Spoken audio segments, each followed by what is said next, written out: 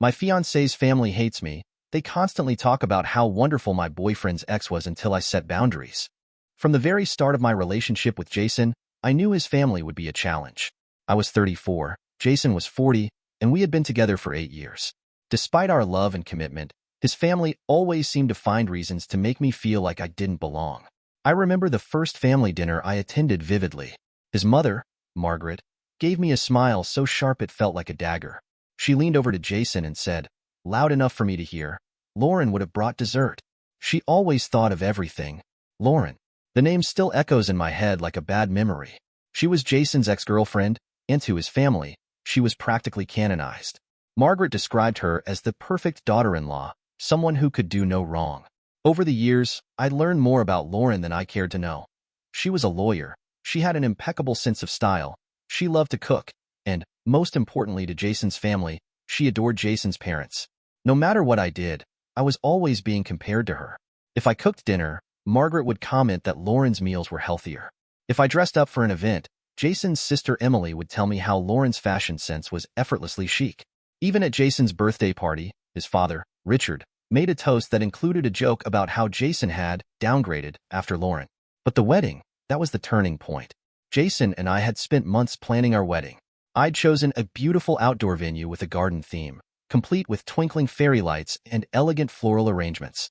I wanted a specific menu, a mix of Mediterranean dishes and fusion options that reflected our shared love of travel. When I arrived at the venue the morning of our wedding, I realized Margaret had taken matters into her own hands. Gone were the fairy lights I'd painstakingly chosen. Instead, she'd replaced them with garish chandeliers that clashed with the natural beauty of the garden. The floral arrangements I'd selected were missing, substituted with her preferred bright, artificial-looking bouquets. But the menu was the worst betrayal. I had carefully planned every dish, but Margaret had decided to help by working with the caterer to replace it with a traditional meat and potatoes menu, believing that it would be more suitable for the family. I was furious. I confronted Margaret just before the ceremony, but she brushed me off, saying, "It's not a big deal. Weddings are for families, not for the bride's whims." Jason, always trying to play the peacemaker, begged me to let it go. "It's just one day," he said. "Don't let it ruin everything." But it wasn't just one day. It was my wedding day, and it set the tone for what was to come. After the wedding, things didn't improve. Jason's family found every excuse to compare me to Lauren. Emily, his sister, once brought over an album of pictures from a family trip Jason had taken with Lauren years before we met. "Do you see how happy everyone looks?" she said, flipping through the pages. "Lauren just fit in so naturally." Margaret, meanwhile, continued to meddle in every aspect of our lives. When we bought a house, she criticized my taste in furniture, saying the decor was too modern and cold compared to Lauren's warm and inviting style. If I mentioned a career achievement, Richard would find a way to downplay it, reminding me that Lauren had made partner at her law firm by the time she was my age. I tried to brush it off, but the constant comparisons wore me down. It wasn't just the words. It was the way they looked at me, as if I were a placeholder until Lauren came back. One day, I found out Margaret had been calling Lauren regularly, even inviting her to family gatherings without telling me. When I confronted Jason, he admitted he knew about it, but didn't want to make waves. "She's just being friendly," he said. "You know how my mom is." Friendly? Inviting his ex to family events felt like a betrayal. I felt invisible, as if my place in Jason's life was conditional, dependent on his family's approval, which I would never have. It all came to a head during Christmas. Jason and I hosted dinner, and I spent days preparing.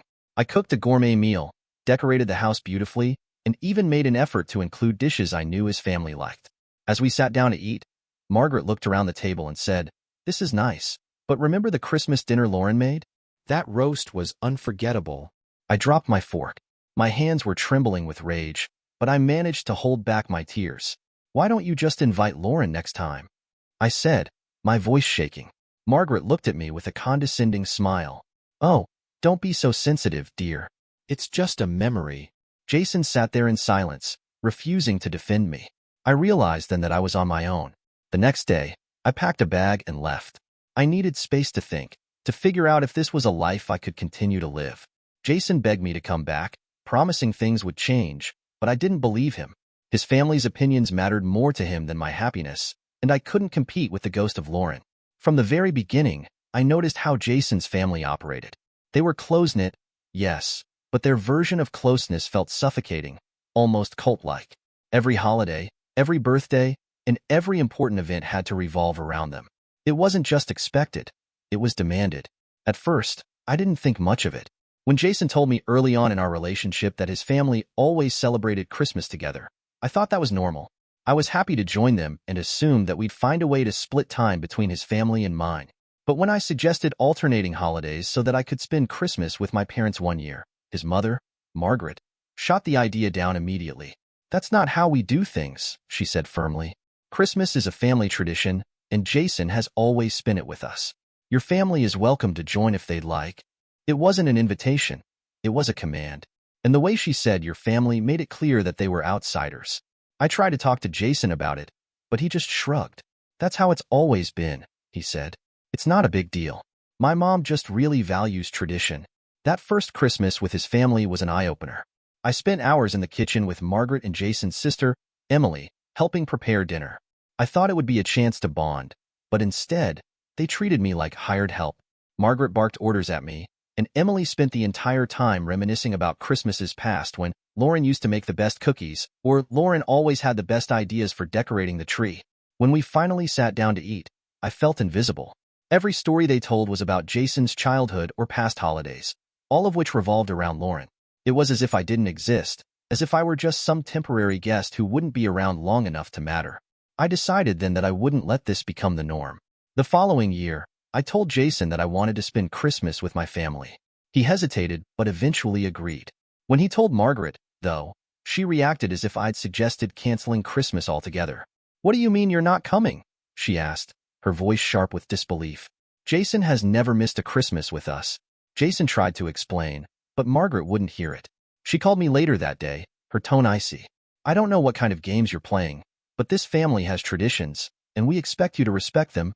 I stood my ground, but it came at a cost.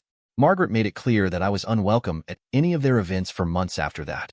She even excluded me from Jason's birthday party, hosting a dinner without inviting me, and then posting photos of the event online with captions like, "Family is everything." The exclusion didn't stop there. When Jason and I got married, I decided to keep my maiden name. It was important to me. My name was part of my identity, and I didn't see why I should have to give it up. Jason supported my decision, but his family did not. Margaret refused to acknowledge it, continuing to address me by Jason's last name as if my choice didn't matter. When she sent out the Christmas card that year, she included a family photo with the caption, the last name, family. Jason, Mom, Dad, Emily, and my first name, Jason's last name. When I confronted her about it, she waved me off. "It's just easier this way," she said. "People get confused when women don't take their husband's name." It wasn't just the name, though. Jason's family excluded me from nearly every aspect of their lives. They had a group chat where they planned holidays, vacations, and other events, but I was never added to it. I found out about their plans secondhand, usually from Jason, who would casually mention something like, "Oh, by the way, we're going to the cabin next weekend with my family." "The cabin?" I asked once. "When was that decided?" "Oh, it's been planned for weeks," he said. "Didn't I tell you?" No, he hadn't, because I wasn't in the loop. I tried to bring it up with him, to explain how hurtful it was to be left out, but he didn't seem to understand. "They don't mean anything by it," he said. "It's just how they are." It wasn't just vacations and holidays either. Margaret and Emily planned a surprise party for Jason's promotion at work, and I wasn't even told about it. I found out when Jason came home with photos from the party, smiling as he showed me pictures of Margaret and Emily cutting a cake with his name on it. "Why wasn't I there?" I asked, feeling a lump form in my throat. "They said they didn't want to bother you," Jason said. "They figured you'd be busy with work." I wasn't busy. I would have been there in a heartbeat. But they didn't want me there, and Jason didn't see the problem. The final straw came when I found out about a family trip to Italy. Traveling to Italy had always been a dream of mine, something Jason and I had talked about doing together someday. But when I overheard Emily talking about the trip during a phone call, I realized they'd planned the entire thing without me. When I confronted Jason, he tried to downplay it. "It's just a family thing," he said.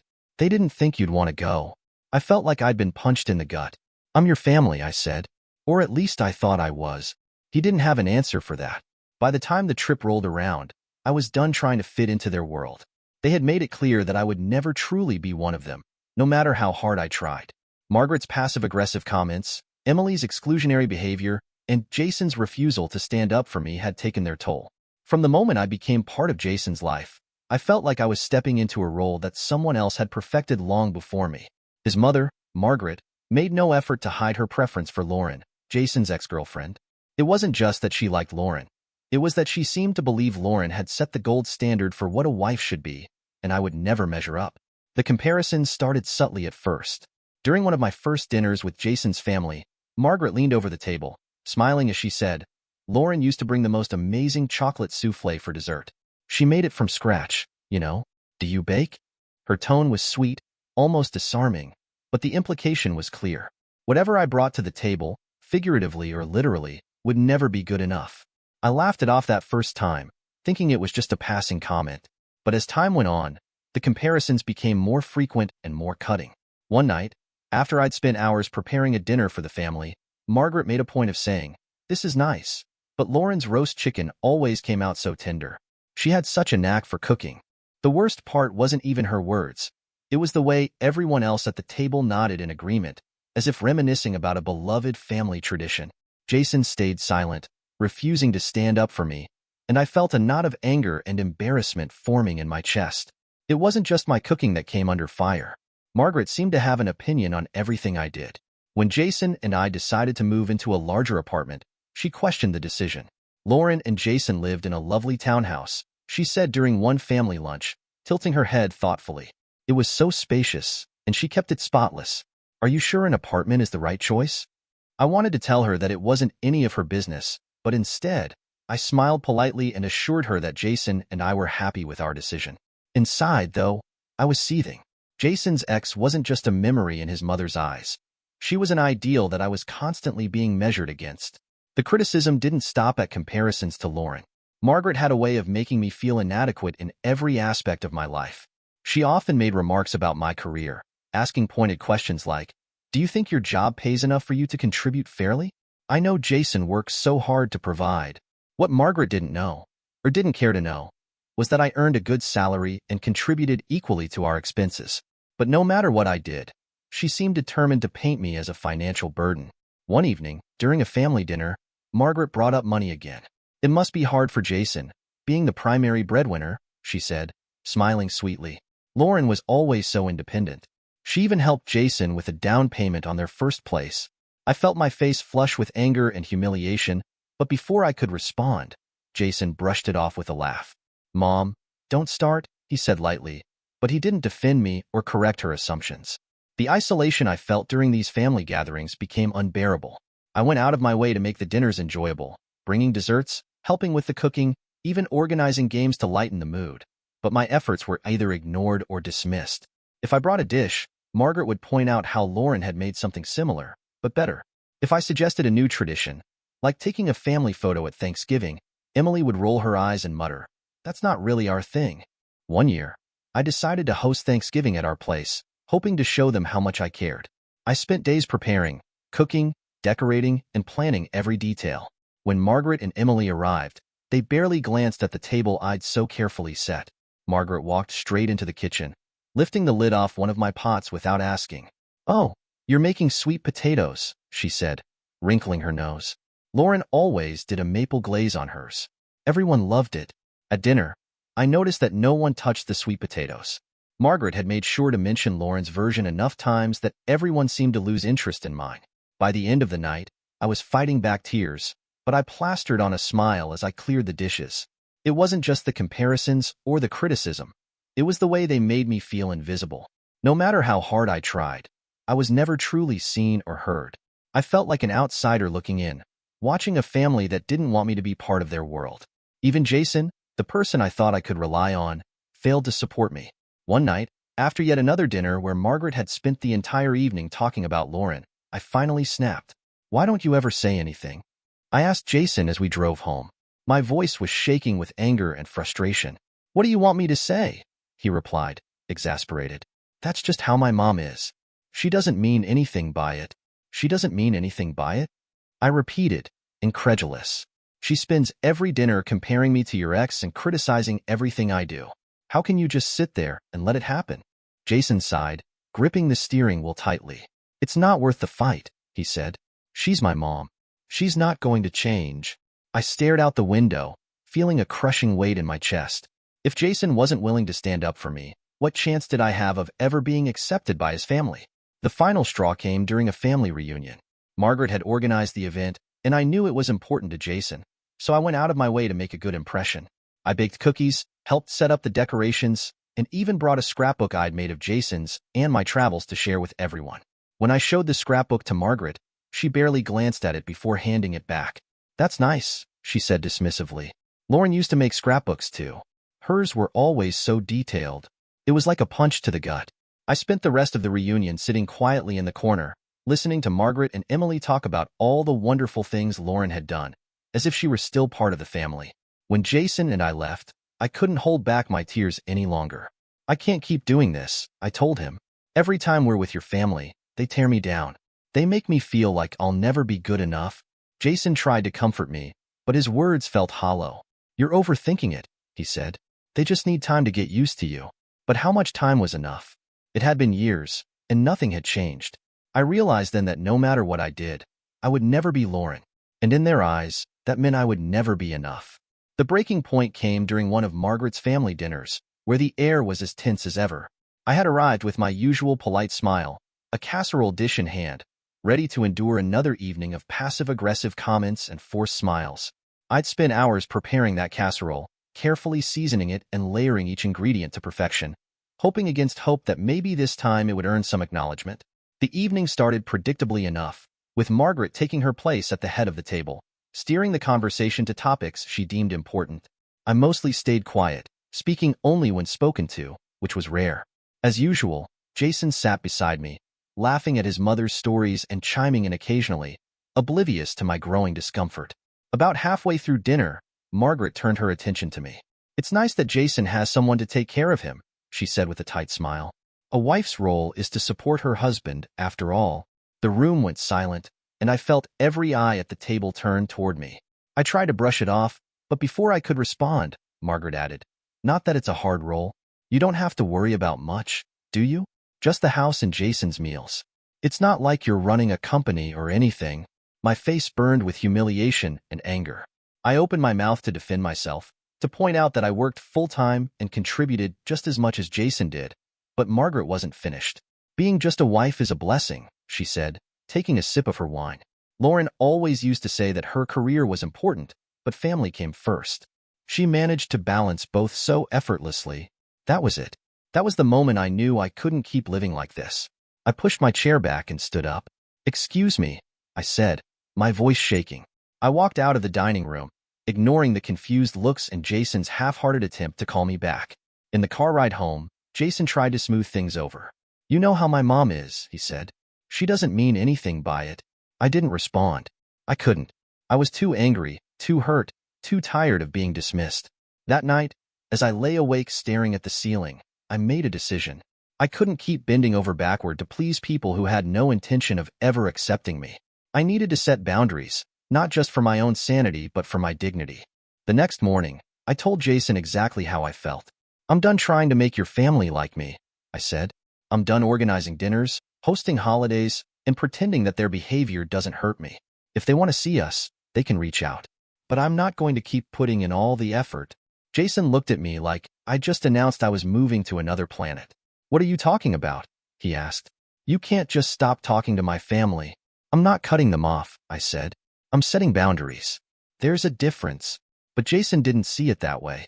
He accused me of being selfish, of making things harder for him, of causing unnecessary drama.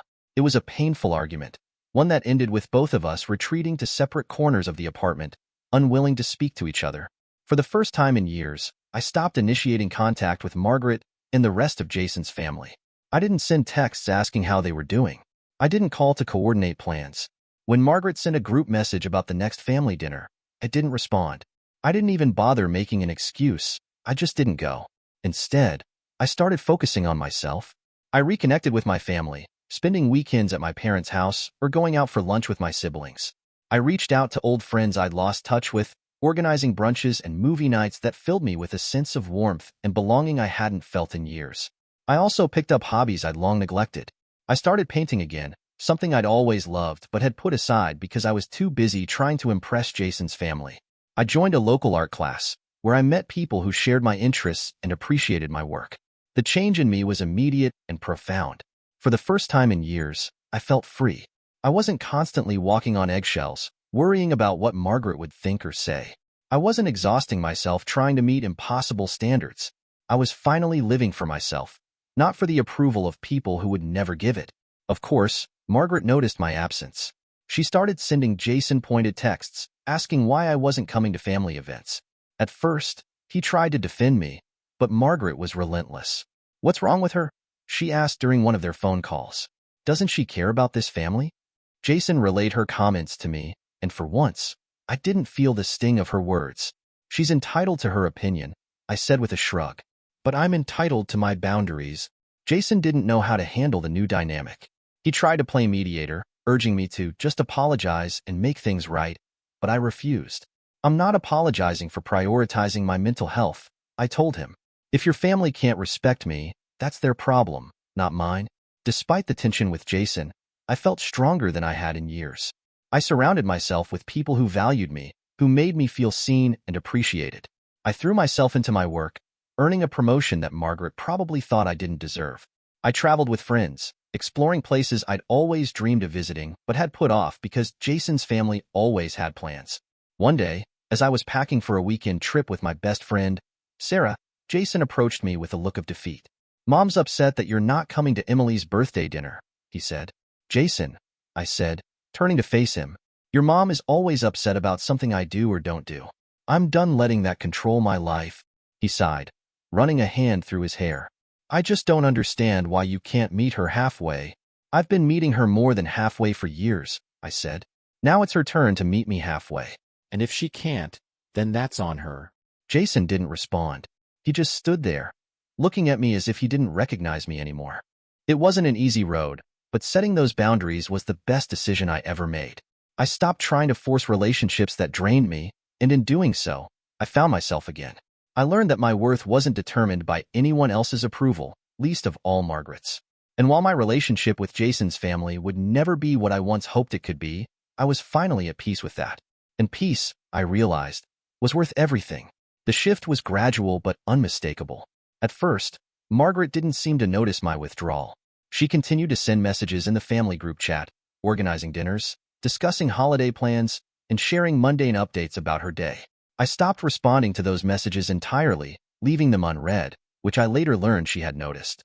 It wasn't long before she started directing her frustrations at Jason. "Is everything okay with her?" she asked during one of their phone calls. Jason told me about it afterward, brushing it off as just another example of Margaret's nosiness. "She thinks you're upset about something," he said. "I'm not upset," I replied, folding laundry as I spoke. "I'm done bending over backward for people who don't respect me." Jason frowned, clearly uncomfortable. "She doesn't mean to be disrespectful," he said cautiously, as if he were testing the waters. "Jason," I said, dropping the shirt I was folding and turning to face him, "do you hear yourself? She constantly criticizes me, compares me to Lauren, and questions everything I do. That's not respect. That's bullying." He didn't say anything, but I could tell he was conflicted. Margaret's complaints grew louder as the weeks went by. She called Jason more frequently, her tone sharper with each conversation. "Why isn't she coming to family dinners?" she asked one evening. "It's rude, Jason. She's part of this family. She should act like it." Jason tried to downplay the situation, as he always did. "She's been busy with work," he said. "Too busy for her own family?" Margaret snapped. "She's alienating us, Jason. Don't you see that?" When Jason relayed this conversation to me later, I laughed bitterly. "Alienating them? I'm setting boundaries, Jason. There's a difference." Margaret wasn't satisfied with Jason's vague explanations. One Sunday afternoon, she showed up at our apartment unannounced. Jason was out running errands, so I was home alone when she knocked on the door. When I opened it, she stood there with a tight smile, holding a Tupperware container of cookies. "I thought we could talk," she said, stepping inside before I had a chance to respond. I led her to the living room, my heart pounding. Margaret rarely visited without an agenda, and I knew this wasn't just a social call. "I've noticed you've been distant lately," she said, sitting primly on the edge of the couch. "You haven't been coming to family events or responding to messages. Is everything okay?" I hesitated, choosing my words carefully. I've been focusing on myself lately, I said. Spending more time with my family, doing things that make me happy. She raised an eyebrow. And you're not happy with us? I took a deep breath, steadying my nerves. Margaret, I felt excluded and criticized for a long time. It's been hard for me, and I needed to step back to protect my mental health. Her smile faltered, replaced by a look of disbelief. Criticized? Excluded? We've done nothing but welcome you into this family. I couldn't hold back a bitter laugh. Welcome me? You've compared me to Lauren at every turn, questioned my choices, and dismissed my efforts. That doesn't feel like being welcomed. Margaret's face hardened. Lauren was an important part of this family, she said coldly. She cared about us, and she showed it. Maybe if you tried harder. I have tried, I interrupted, my voice shaking with emotion. For years, I've tried to earn your approval, but nothing I do is ever good enough. I'm done trying, Margaret. I'm done. She stood up abruptly, clutching her purse tightly. You're alienating Jason from his family, she said, her voice icy. And you'll regret it. When Jason came home later, I told him about Margaret's visit. He sighed deeply, rubbing his temples. She said you're pulling me away from the family, he admitted. And what do you think? I asked, bracing myself for his response. He looked at me for a long moment before answering. I think she's wrong. I think you're doing what you need to do for your own well-being, and I should have stood up for you sooner. His words were a turning point. For the first time, Jason began to actively defend me to his family. When Margaret complained about my absence, he reminded her that I had every right to prioritize my happiness. When she criticized my decisions, he shut her down. One particularly tense moment came during a family dinner that I had chosen not to attend. Margaret couldn't help herself. Why isn't she here, Jason? She asked, her voice dripping with disapproval. She doesn't feel welcome here, Jason said bluntly, surprising everyone at the table. Margaret blinked, clearly taken aback. What's that supposed to mean? It means you've made her feel like she's not good enough, Jason continued. And she's tired of it. So am I. Emily, who had been sitting quietly up to that point, chimed in. Jason, you're being dramatic. Mom's just trying to keep the family close. No, Jason said firmly. She's trying to control everything, and it's pushing us away. The room fell silent, and Margaret looked visibly shaken. For the first time, someone was standing up to her, and she didn't know how to respond. When Jason told me about that dinner later, I felt a surge of gratitude and relief. For years, I had fought this battle alone, but now, for the first time, Jason was on my side. Margaret didn't take the shift well. She continued to call Jason frequently, her tone increasingly desperate. You're choosing her over us, she said during one heated phone call. We're your family, Jason. How can you let her come between us? She's my wife, Mom, Jason replied. And I'm not letting anyone come between us. Not even you. Their relationship grew strained, and Margaret's behavior became more erratic. She sent passive-aggressive texts, made snide comments during family gatherings, and even tried to recruit other family members to her side. But Jason didn't waver. He made it clear that he supported me and that he wouldn't tolerate any more disrespect from his family. It wasn't easy for him. He had always been close to his mother, and their arguments took an emotional toll, but he stood his ground. For the first time in years, I felt like I had a partner in this fight. Jason's newfound resolve gave me strength, and together, we began to rebuild our relationship on a foundation of mutual respect and support. Margaret, meanwhile, struggled to adjust to the new dynamic. She still tried to assert control, but her influence over Jason was waning. Slowly but surely, the balance of power shifted, and I felt a sense of liberation I hadn't experienced in years. It wasn't a perfect resolution. Family dynamics rarely are, but it was a step toward reclaiming my sense of self and finding peace in my relationship. And that, I realized, was worth every difficult conversation, every painful confrontation, and every moment of doubt. The family meeting was Margaret's idea, of course. Jason and I were barely given a choice in the matter. She called Jason one evening, her voice brimming with forced cheerfulness, to inform him that she wanted everyone to clear the air. It'll be good for all of us, she said, as if this were some therapeutic intervention rather than a thinly veiled attempt to regain control. We can talk everything out like adults and fix whatever misunderstanding is happening. Jason hesitated. I don't think it's a good idea, Mom, he said cautiously, glancing at me as we sat together on the couch. It's not up for debate, Jason, she snapped, her cheerful tone vanishing. This family is falling apart, and we need to fix it before it's too late. Jason sighed. reluctantly agreeing to the meeting, but only after Margaret promised to keep the discussion civil. When he hung up, he turned to me with a look of resignation. "We don't have to go," he said, but I could tell he felt torn. "No, we'll go," I said, my voice steadier than I expected. "I have things I need to say." The meeting was set for the following Sunday at Margaret's house, a large, meticulously maintained suburban home that always felt more like a museum than a place where people actually lived. Margaret had invited the whole family: Jason's father, Richard, his sister, Emily, Emily's husband, Matt, and even Emily's teenage son, Owen, who rarely attended these kinds of gatherings. When we arrived, the atmosphere was already tense. Margaret greeted us at the door with her signature tight smile, her eyes scanning me like she was taking inventory. Come in," she said, waving us into the living room, where the rest of the family was already seated. Everyone was there except for Lauren, of course, but her presence was palpable. Margaret had a framed photo of her prominently displayed on the mantel, as if to remind me of the standards I'd failed to meet. We sat down, and Margaret wasted no time in starting the conversation. "I think it's clear that there have been issues," she said, her tone carefully measured. "And I believe we need to address them if we're going to move forward as a family." She looked directly at me, her gaze sharp enough to cut glass. "Would you like to start?" I felt my pulse quicken, but I took a deep breath and steadied myself. "Thank you," I said, my voice calm but firm. "I do have some things I'd like to say." The room fell silent as I began. For years, I've felt like I wasn't truly a part of this family. From the very beginning, I've been compared to Lauren, criticized for my choices, and excluded from family plans. No matter how hard I've tried to fit in, it's never been enough. Margaret opened her mouth to respond, but I held up a hand to stop her. "Please, let me finish," I said. She shut her mouth, her expression turning icy. I've tried to be patient, to brush off the comments and the comparisons, but it's taken a toll on me. When I stopped trying to force a connection, it wasn't because I don't care about this family. It's because I care about myself enough to set boundaries. There was a long pause. Margaret stared at me, her lips pressed into a thin line. Emily exchanged a glance with her husband, Matt, who looked like he'd rather be anywhere else. Jason spoke next, his voice steady but tinged with frustration. "Mom, everything she's saying is true. You've made her feel unwelcome, and I've let it happen because I didn't want to rock the boat. But it's not fair to her, and it's not fair to our relationship." Margaret's expression darkened. "Unwelcome? That's ridiculous. We've always included her in everything." "Have you?" Jason asked pointedly. "You didn't invite her to my promotion party. You've excluded her from group chats and vacation plans.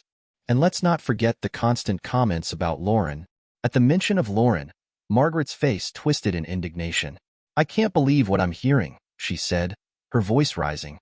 "Lauren was part of this family for years. Of course we're going to talk about her. It's not my fault if that makes her uncomfortable." "It's not just that you talk about her," I said, my voice calm but firm. "It's that you use her as a weapon. Every time you bring her up, it's to remind me of what I'm not. You've made it clear that I'll never measure up to her in your eyes." "That's not true," Margaret snapped, but her voice wavered. "It is true," Jason said, cutting her off, "and it needs to stop." Margaret looked at him like he'd just slapped her. "I can't believe you're taking her side," she said, her voice trembling with anger. "After everything I've done for you, you're going to let her destroy this family?" "No one's destroying anything," Jason said firmly. "We're setting boundaries because we want a healthier relationship with you. If you can't respect that, then we'll have to reevaluate how much time we spend together." The room erupted. Margaret stood up, pointing a trembling finger at Jason. "This is her fault," she shouted. "She's turned you against us."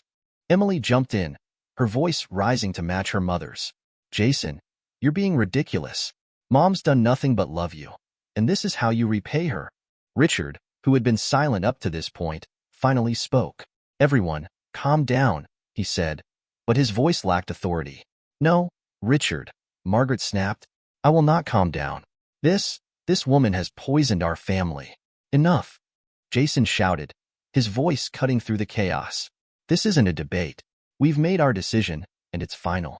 Either you respect our boundaries, or you risk losing us entirely." The room fell silent, the weight of his words hanging heavily in the air. Margaret stared at him, her eyes wide with disbelief. "You'd really choose her over your own family?" she whispered. Jason took my hand and looked at her, his expression resolute. "She is my family. Margaret sank back into her chair, her face pale. Emily looked away, her lips pressed into a thin line. Richard sighed heavily, rubbing his temples. The meeting ended soon after that. There were no resolutions, no heartfelt apologies or reconciliations, just a heavy sense of finality as Jason and I walked out the door. In the car ride home, Jason reached for my hand. "I'm sorry it took me so long to stand up for you," he said quietly. I squeezed his hand, feeling a mix of relief and sadness. "Thank you," I said. The confrontation didn't fix everything, but it marked a turning point. Margaret didn't speak to us for weeks after that, and when she finally did, it was with a guarded politeness that felt almost foreign. The family dynamic had shifted, and while it was painful, it was also necessary. For the first time, I felt like Jason and I were truly united. And while the road ahead was uncertain, I knew we were facing it together. The changes started small, almost imperceptibly, but they were there. After the explosive family meeting, the dust settled slowly, leaving everyone to pick up the pieces in their own way.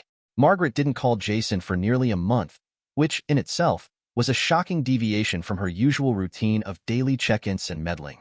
The silence felt both refreshing and unnerving, as if we were holding our breath, waiting for the next storm to hit. It was Richard, Jason's father, who made the first move. One evening, as Jason and I were finishing dinner, my phone buzzed with a text message from a number I didn't recognize. "This is Richard. Would you and Jason have time for coffee this weekend? I'd like to talk." I stared at the message for a long time before showing it to Jason. "What do you think this is about?" I asked. Jason frowned, reading the message. "I don't know, but it's not like my dad to reach out like this." Curiosity got the better of us, and we agreed to meet Richard at a quiet cafe downtown that Saturday. When we arrived, he was already there, sitting at a corner table with 2 steaming cups of coffee in front of him. He stood as we approached, greeting us with an awkward but sincere smile. "Thank you for coming," he said, gesturing for us to sit. The conversation began hesitantly, with Richard fumbling over his words as he tried to explain why he'd reached out. Finally, he sighed, leaning forward with a look of genuine remorse. "I owe you both an apology," he said, his voice heavy with regret. "I've stood by too long, letting Margaret run things her way.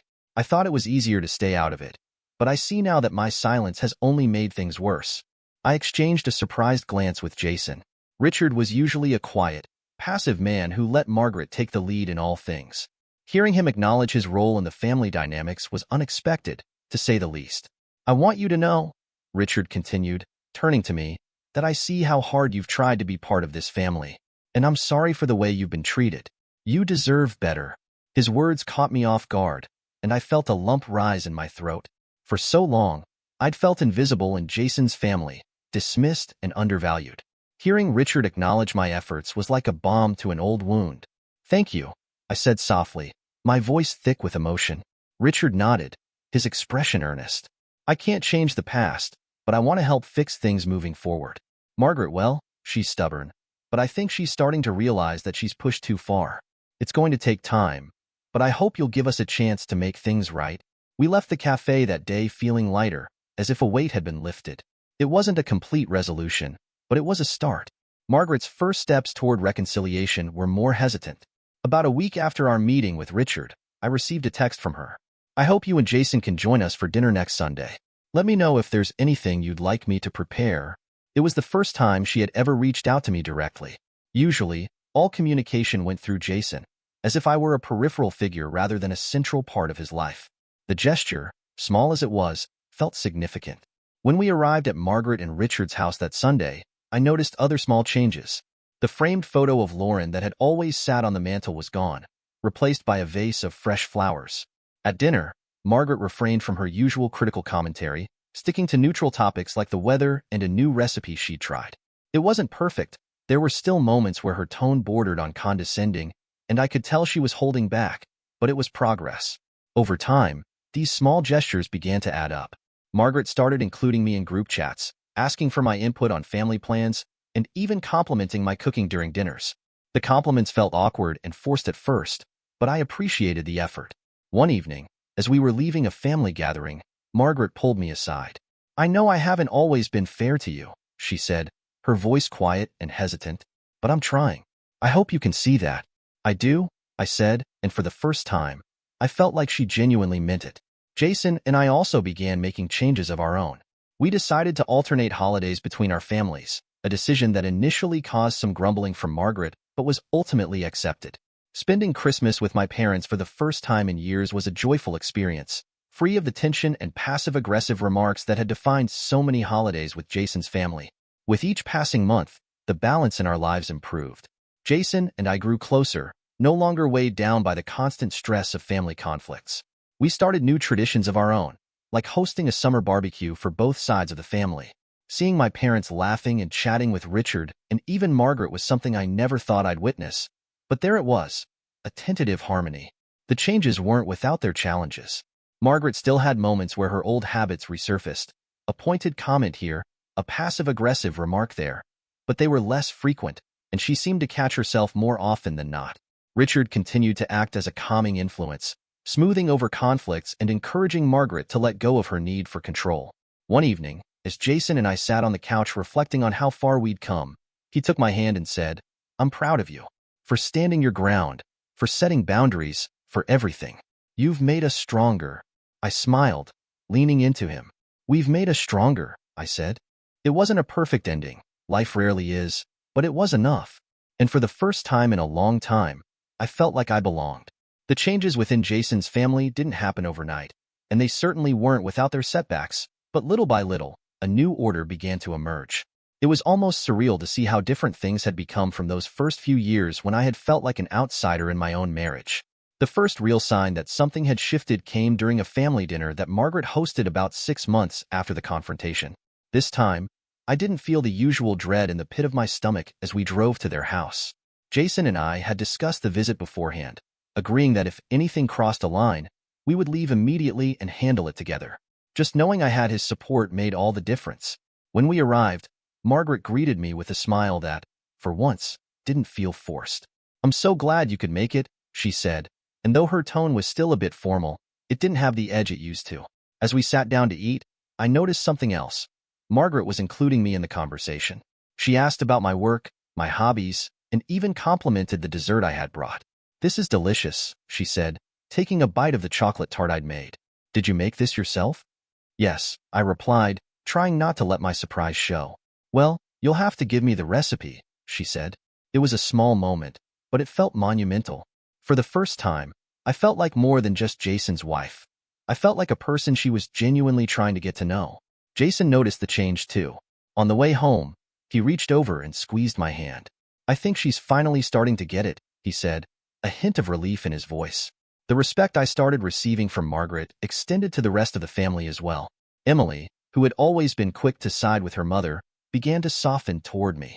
During a family barbecue hosted by Jason's parents, she pulled me aside to apologize for the way she had treated me in the past. "I didn't realize how unfair we were being," she admitted, her tone sincere. "I think I just got caught up in trying to keep things the way they used to be. But you're part of this family now, and I want to do better." Her words took me by surprise, but I could see the honesty in her eyes. "Thank you," I said, feeling a weight lift off my shoulders. Even Richard, who had always been quieter and more passive, began to play a more active role in smoothing out conflicts. During one particularly tense moment when Margaret made a pointed comment about how I hadn't yet given them grandchildren, Richard stepped in. "Margaret," he said firmly, "that's not our business to pressure them about. Let's respect their timeline." Margaret blinked in surprise, but she didn't argue. Jason and I also worked hard to strengthen our marriage. After years of feeling unsupported, we made a conscious effort to improve our communication. We started attending couples counseling, which helped us navigate the lingering tensions caused by his family. Through therapy, Jason gained a deeper understanding of how his family's behavior had affected me, and I learned how to express my needs without letting resentment build. One of the exercises our counselor recommended was to establish rituals that were just for us, ways to reconnect and prioritize our relationship amid the chaos of family dynamics. We started having weekly date nights, no matter how busy we were, and we made it a point to celebrate each other's achievements, big or small. One evening, after a particularly good counseling session, Jason surprised me with a gift, a small charm bracelet with a single charm shaped like a heart. "Every time we hit a milestone, we'll add a new charm," he said, to remind us of how far we've come. I was deeply touched by the gesture. It symbolized not just the progress we'd made, but also Jason's commitment to our future.